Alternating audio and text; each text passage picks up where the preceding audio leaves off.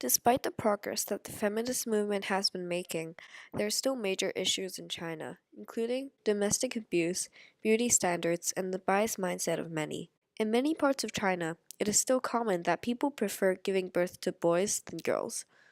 In one case, a woman died because her husband forced her to abort her unborn children until she was pregnant with a boy. She had 4 abortions in 1 year, and when her husband found out that she was fatally ill from the abortions, he divorced her.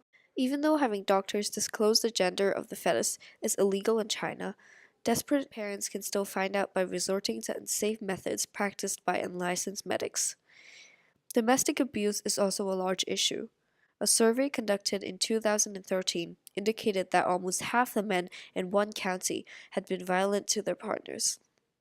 Although recently a law allowing restraining orders has been implemented, only physical abuse within married couples count, excluding cohabiting couples or LGBTQ couples.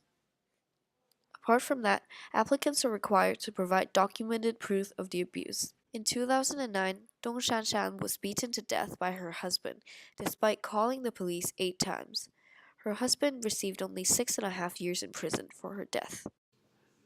According to a survey done by Chinese job platform Zhaopin in 2017, 22% of Chinese women faced serious discrimination compared to 14% of men when looking for a job.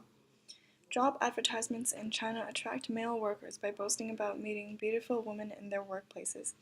This was done by large companies including Tencent, Alibaba, Meituan, and Baidu.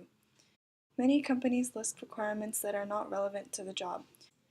For example, the train conductor advertisements in Hebei had weight requirements and demanded applicators to have normal facial features, no tattoos, no obvious scars on face, neck, or arms, good skin tone, and no incurable skin conditions. There is still a major lack of women in high managing positions, as well as important political positions in the government.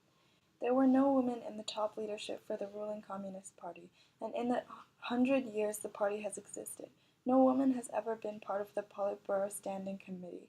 In the 25-person Politburo, there is only one woman. Women are also promoted less than men. A study done by Lenin.org and McKinsey & Co. finds that for every 100 women promoted, 130 men receive promotions.